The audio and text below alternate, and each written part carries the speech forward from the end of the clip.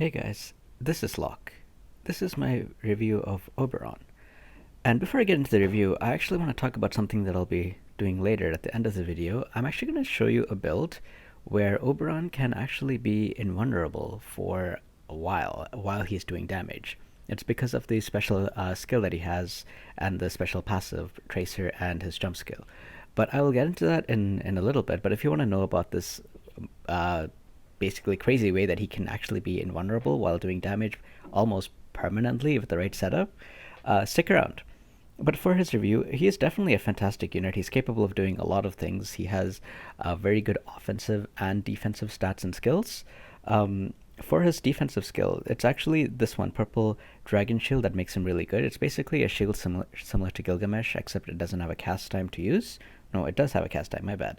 I thought it didn't for some reason, but it's basically the same as Gilgamesh's skill. It has a cast time to use, gives you quite a bit of TP, and as he's it basically protects against both magic and physical type of damage.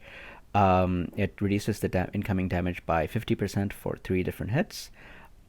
Barrier break skills will break the barrier and then do normal damage, so you have to be a little bit careful of that.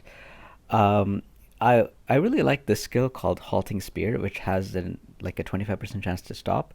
When you use his EX, he actually increases that to an additional range, so it'll be 3 range, but it'll still be the same damage, so it'll be a small type damage, but increased chance to stop. Stop is like one of the most terrifying status effects in the game.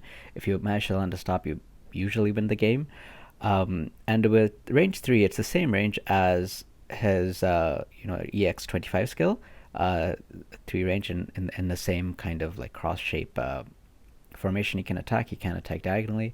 So if you want to do increased damage that will likely kill the enemy, you can use this. Otherwise, you can take a chance and use this skill, which actually has a pretty low AP cost as well. He is very good with bells because his skills do require a lot of AP. But if you're using this passive called Tracer, he actually gets 40% increased acquired AP. And if he's using this buff, which gives you 20 AP plus 40%, that's what 28 AP. And then if he uses this buff on top of that, 30 AP, which is 30 TP, which is 15 AP, so that'll go up to 21 AP. So, I mean, he has ways of regenerating AP quite efficiently with his skills because his skills are heavy TP based. So he can use that to, build up his AP pool. He doesn't need bells, but bells does help him, especially for the combo I talked about where he's invulnerable for a while. Um, so Royal Rend is another nice skill. It has a very interesting range. Like it hits 10 squares at once, and it has no cast speed. It is quite AP heavy at 32 AP, and it has a 25% chance to stun. So stun and slow. I mean, he can be built at a high faith value of like say 97 faith to take advantage of his skills that cause status effects, but he also does have low magic resistance. He has -10 magic resistance. So if you're running him at 97 faith, you have to be careful that he doesn't get one shot by magic damage, and you have to be especially careful as Halloween Leela is probably going to be very popular. So she's going to do increased damage to him because she's wind and he has negative magic resistance. And then if you put him at 97 faith, she's going to do even more damage because he's going to take more magic damage from 97 faith. So it's really your kind of personal choice if you want to run him at 97 faith or not. If you run him at 97 faith, his skills have a pretty high chance of landing status effect, especially stun, because not a lot of people build for stun resist. They do build for stop resist, but stun resist is nice, and it also does do M type damage, so he's probably going to be using that kind of skill more often than something like Halting Spear, which does S, and this is for auto. I mean, it's more likely to use this skill than this one unless he is down on his AP. Um, but I will leave that up to you if you want to use if you want to raise his faith or not. I haven't really decided what I'm going to do myself. And then his last skill, Soaring Dragon Spear, I think is a really interesting skill, and this is where the invulnerability comes from. So first of all, this skill has a cast speed of 120, and the cast speed increases as you level this up. This, first of all, lowers the pierce resist of a target At level 1, it's minus 10%. At level 20, it's minus 25%. And then it does magic damage, not magic, medium damage after the pierce resistance is lowered. So this is actually going to do a lot of damage because it's going to have a it's going to impact the overall modifier by decreasing pierce resistance from an enemy. So you're always going to do plus 10 to plus 25 damage with this skill. Because even if they have, like, say, 0 pierce resist, it's going to lower the pierce resist to negatives and then do damage. And that is, like, decreasing pierce resistance or elemental resistance or anything like that is always going to do a ton of damage. So this skill will always do a ton of damage if you max it, but there is a case to leave it at level 1. I will get to that after I talk about this skill, which is similar. So this Soaring Dragon Spear has a range of 4, height range of 1. This skill under his sub-job also has a range of 4 with height range and area range of 1 because it is a AoE type skill, and it's a kind of similar effect. It lowers earth resistance instead of pierce resistance. You are more likely to meet enemies that have higher pierce resistance than earth resistance, unless you're meeting like a wind enemy, which might have built earth resist, or other earth resistance. Other earth units, because some of the cards give plus additional earth resistance to earth characters. I think it's kind of silly, but so this could come in handy for things like that. But again, it is a overall modifier of earth resistance that's going to be lowered, so it will do quite a bit of damage. 1 second while I just take a look at how much it's going to decrease. So it's at level 1, it decreases 10% earth resistance. It goes all the way up to 30% earth resistance. There is one major difference between the two skills. This skill is going to damage first and then lower earth resist, whereas this skill is going to lower pierce resist first and then do the damage. So if you're looking at the first time you're attacking with both of them, the Soaring Dragon Spear is most likely to do more damage because it reduces resistance first. But if you use this skill first and then on the second attack with any of your other skill, it's going to do a lot more damage because you're going to lower their earth resistance by 30, basically increasing your overall damage by 30%. So if you stack this with the Soaring Dragon Spear, you're probably going to one-shot most enemies, I'm going to assume, because it's just going to do a ton of damage. He also does have a guaranteed hit in his job level 25 skill, and against lightning enemies it's going to do increased amount of damage. So he's basically a jack of all trades in a way that he can handle a lot of things. He has pretty good defenses. He has the capability of doing damage no matter what the enemy is able to build. Like if the enemy builds pierce resist, he can lower that. If the enemy builds earth resist, he can lower that. If the enemy builds high defense, he has a passive that lets him ignore up to 40% of the defense. So there's no way to completely mitigate his damage. He's always going to do damage. He doesn't have any barrier breaking skill, so I guess you can kind of mitigate it, but you can't completely negate any of his damage. That's what I meant. You can still kind of mitigate some of the damage, but there's no way that he will be doing 1 damage to any enemy, because he will always have a way to bypass whatever defenses you're building.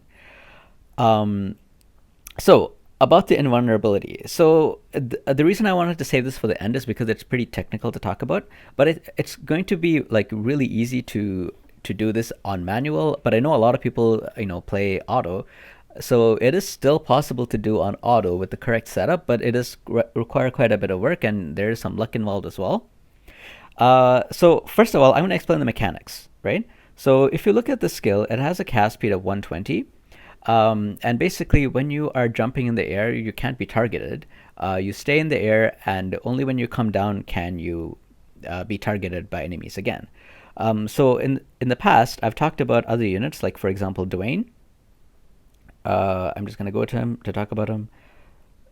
So Dwayne has this jump ability. I've used this before. I've showcased it in different videos, especially PvP videos of mine, where he basically uses his jump skill and stays in the air, and this helps him to approach, because he basically runs up to some point and he jumps in the air, and while the enemies are taking turns, he's in the air, and then when he finally lands, usually it's his turn right after, and he can go and the enemies are not able to attack him.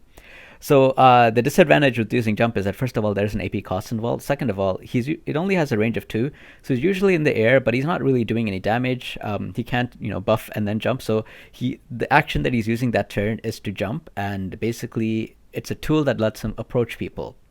Oberon's jump is actually way better in that sense, because of his. First of all, it has an increased range. It has range 4, so you're more likely to target enemies with it. Secondly, is this passive called Tracer. So Tracer actually lets you lock on to an enemy for the duration of the battle. So for an example, right, he goes up to an enemy, the enemy's 4 spaces away, he starts using jump, and he's in the air, and now the enemy's turn, enemy gets to go, and he's like, oh, he's jumping, so I'm going to move away. I don't want him to land on where I am. So even if he moves further or closer, it doesn't matter. Like, wherever he moves, he's like, I'm going to get out of jump range. But because of Tracer, this skill is going to be locked onto the target, and wherever the enemy goes, he's still going to hit him. Now, there are some tests that I need to do. Like, for example, it says that the height range is 1. So I don't know if you move out of the height range. Like, if you move to, like, say, 2 or 3 height range, is it still going to hit? I don't know, because I need to do tests to find out, and I haven't leveled them up enough to do it. Once I do those tests, and if my information is wrong, I will release another video to correct some of the stuff that I'm saying. But I'm assuming that it's still going to hit him. But again, I have to do the tests, right? So I think the Tracer is what makes him, like, his jump skill so much better, because now he's not just a tool for him to advance to an enemy. He's actually going to be able to advance and do damage, right? Like, while he's taking a turn. And now I've done some math, and I found out that if he has 112 agility, he can basically continuously be invulnerable as long as he has enough AP to keep casting the skill. So let me just go over it, right? So how this works is basically he needs to hit 1,000 cast time to be able to cast his jump skill. So every tick, it's called, every tick he earns 120 of the 1,000 cast speed. So by turn 9 is when he finally reaches the 1,000. Sorry, not turn 9, but by tick 9 is when he finally reaches the 1,000 cast speed required to cast jump. But on each of those ticks, he also gets a boost to his CT. And when the CT reaches 100 is when he gets to go again. So at an agility of 112, and this is like, in the battle, or whatever it is, right? Like maybe he has boosts from his allies because he's within affinity range. Whatever it is, like when he starts to jump, he has to have 0 CT. When he's in the air, he has to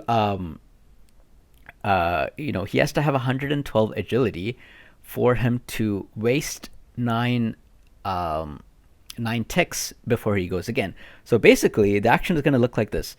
Oberon's turn comes up. He runs towards an enemy, and he uses Soaring Dragon Spear. Now he's in the air for 9 ticks, and hopefully he's able to target an enemy with this. So while he's in the air, he targets an enemy. Enemy gets to go. Enemy does whatever they do, and by the time it's his turn again, right before he takes his turn, he's going to land the Soaring Dragon Spear. So you do damage, and then you get to go again. Like, the enemy actually has no chance to go in between, or like very, very little chance. Like, unless they also happen to have like very close CT to him, and they have very similar agility and so on and so on. It's going to be quite hard for them to get a turn in between. So he can use Dragon Spear a second time, and he can repeat this for 3 times. And basically be invulnerable the entire duration of these 3 jumps, which I think is insane. But of course, like, you have to you have to get everything perfectly aligned for this to work. What I mean by that is you need to have enough AP to cast the skill 3 times, which is probably not too hard to do because of his insane TP skills and his increased AP acquire passive, which is already part of the Tracer, which you would want to take if you're doing this anyway. So that's, I don't think the AP is going to be too much of an issue, but if you're going to do this on turn 1, sorry, not turn 1, but turn 2, you might want to use bells, especially if you're using this on auto. And again, auto is also very finicky because it's not going to always work, but it could work, right? So AP is a consideration to take. The second thing is you have to figure out how to manage his CT. So, for example, if you have his agility at 112 on the formation screen, that means you do not want him to get any extra agility by being close to your allies. So you have to make sure that he's always more than 2 spaces away from your allies, so that he doesn't get any increased agility, because that will throw off the combination. So you have to make sure that he is away from that. And the next thing that you want to make sure is that you have to pay attention to things like CT overflow, because agility and CT is the one weird thing in this game where decimals matter. Everything else, you cut off at the whole number. You don't look at 22.3 attack. It's just 22 attack. So it's this is the only thing that you have to be mindful of. So maybe 112 is not the best agility you want to go for. Maybe you want to go for a little bit slower, like 105 or something, but it's around that age. Sorry, not age. It's around that range where you want to be. Typically, even 100 agility might not be bad, because if you're 100 agility, usually he will take his turn at the next tick. So he will take his tick. Sorry, he will take his turn on the 10th tick instead of the 9th. So you have a little bit more leeway of if you accidentally get somebody too close to him, or if he accidentally has too much CT overflow or something like that, right? Maybe he gets some weird agility buff, or if the enemy comes up and uses time steal or something, which throws off his whole agility, you know what I mean, like all those kind of things. So you have some leeway if you are at 100 agility instead of 112. So you can use those things to your advantage to make sure he lands that the skill, like you set up that insane combo. And then the other thing is that, to do this combo effectively, you need to have the skill at level 1. Now, some of you might already level that skill. I apologize for not making this video yesterday, but I was really busy, so I'm sorry, I guess. But, you have to leave this at level 1. And if you're leaving this at level 1, it's going to do, drastically lower damage than if you're leaving this at level 20. And it's not just the modifier of the skill, but it's because it has a pierce resistance attached to it. So that pierce resistance, basically, the skill is always going to do 15% lower damage if you leave it at level 1 than if you leave it at level 20. And then there's also the modifier of the skill itself. The modifier of the skill goes up from from 150 to 185. So that's like a plus 25 pierce attack that you're losing out on. So it is quite substantial, the damage difference that you're losing out on if you have it at level 1 or if you have it at level 20. And if you decide to go to level 20, you can't level back down to level 1. So I think that's terrible and it sucks, but that's just how the game is, right? So you have to really make a decision on if you want to leave that, if you want to go to all the way to level 20. If you leave it at level 1, I think there is opportunities to use this skill even on auto, because he doesn't really have skills that are range 4 except for this skill, which is on a sub job, right? So if you use him as Nightblade, all of the skills that Nightblade gives him and all of his main skills, except for Soaring Dragon Spear, all of his skills are range 3 or less. So this is the only one that he has that's range 4. So he's more likely to use the skill, even in auto, because it'll be the one that you can reach enemies with. And you also have to make sure that you turn off his LB in that case too, because it has range 5. So you probably want to turn that off. And this LB is also very nice too. So I mean, this is the disadvantage of playing auto versus manual, because you can't decide. You have to decide before the battle begins if you're going to turn this off, if you want to use this insane combo, or if you don't want to. And you don't really have a choice. You have to do all of that before the match starts, and you have to turn this off or you have to turn it on. If he uses this, he's going to use 48 AP. And unless you're using belt, it's going to be hard for him to get that AP back. But the skill is an insane skill, and it does lower all elemental resist for enemies for 3 turns, which is going to be insane. So you can combo with literally anybody else, of any element, and it's going to do a ton of damage. So you have to decide if you want to take advantage of this or not. For manual players, I honestly highly recommend that you leave this on level 1, because I think it's just I think there are enough use cases of this that he can actually be in the air and still do damage, and then when the next turn comes up, enemies don't really get a chance. Like I think there's enough. Like it's not just a niche offhand thing. I think there'll be quite a few chances for him to use this on manual and take advantage of this and be invulnerable while doing damage. I think that's probably what I'm gonna do. I'm gonna leave this at 1 for sure. I'm not gonna level this up because I do play manual more often, and I think that's going to be an insane combo to take advantage of. So I'm definitely gonna leave this at level 1. And for manual players, I highly recommend you do the same. For auto players, I mean, it really depends. Like, do you think you'll be able to take advantage of this? Maybe you can try it out, like leave it at level 1, turn off the other skills, see how often it lands. It's going to be map dependent. It's going to be dependent on your enemy's agility when they go and all kinds of things. And sometimes, even if you can hit from range 4, he can also hit from like range 2 or something because he moved closer to the enemy, so he's not going to use this, he's going to use something else. So in that case, maybe it's better to level this up. It really depends. You have to figure this out because I don't really play on auto, first of all, and secondly, it's going to be dependent on every single enemy. How often can you get this off? You have to figure this out. You have to see what other cards you're using, what agility he's using, all kinds of things. But it is something that you can potentially take advantage of. So I wanted to highlight that out. And I think that's what makes him such an insane character. Like if you remove that jump component, I think he's still a very good character. I think he's on par with Gilgamesh. He has very high defenses. He has great offenses. He can you can chain him with other units. You don't have to build an entire Earth team around him. You can use him with anybody you want because he's going to lower enemies' elemental resistance, and you can easily take advantage of that and one-shot an enemy with like Dwayne or whoever you want, right? So I think he's already a very, very good character. I think Gilgamesh is top tier, so he's also definitely top tier. But I think this jump mechanic with this skill that's auto locks on and lets him stay in the air, and this is a slower cast time than jump, which usually would be a bad thing, but because he has that auto lock on, that's a great thing because it just lets him be invulnerable, in my opinion, right? So I think that just pushes him from like top tier to like insane. So that's just me. That's why I think he's so good. And I'm very definitely interested in building him and trying him out and all kinds of things. But I've been busy. I've also been playing another game. I don't know if you guys have been seeing the videos I've been putting out. So I've been also like more invested in another game as well. So I have less time for this, but I'm still really interested in this game. Most of the time I'm playing this game, and I'm most interested in is the class matches, and that just finished. So that's why I'm playing another game right now more often.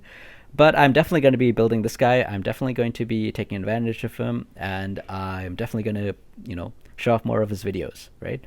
So, one final note, because he is a Earth type, and Halloween Lita was just reissued, and a lot of people got her, and a lot of people are anticipating a heavy Earth meta, so they want to have heavy Wind to, to win against heavy Earth.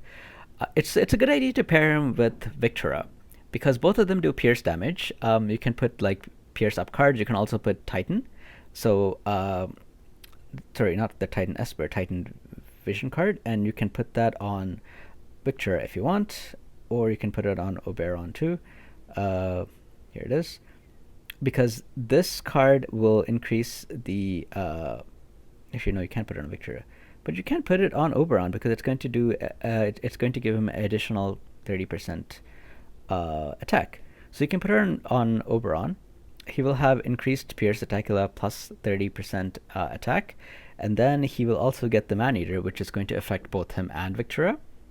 And on Victora, you can have the Mask of Deceit, which is going to increase her own Pierce attack, and it will give both of them missile resistance and stuff, and it will also cover each other's weaknesses. So Oberon will be weak to wind, but Victora will do increased damage to wind, so that'll kind of offset it. So I think it goes really well. You don't really have to build him in an all Earth team. I mean, he will do well in an all Earth team, but you can also build him with the ice character to take advantage of enemies that he is weak to, so that they will do more damage to him. So I think he is going to fit very nicely in this game. Like he's able to take advantage of all these things. That jump mechanic paired with Victor is going to be a very strong character who is who's able to charm and do ice damage. He's just insane, basically. So anyway, that's it for my video. I highly rate him, like, very high, top tier. But it doesn't mean that everyone needs to pull for him. There are other very good units coming out too, like Noctis. Maybe you want to say for Noctis, he is a character that is, he's not limited, so you might be able to pull him later on. The first thing you definitely want to do every single day is to pull on the Guild Banner. Like, you need to pull on the Guild Banner, get his 70 shards, because at some point, sooner or later, you will probably have him and you want those 70 shards anyway. So make sure you take advantage of the Guild Banner every day. And that's it. That's it for my review. I hope you guys enjoyed this video. And if you have other questions or comments or something that I missed about him, please leave it down below and I will get back to you as soon as I can. Anyway, that's it for now. I hope you guys have a good day. Take care.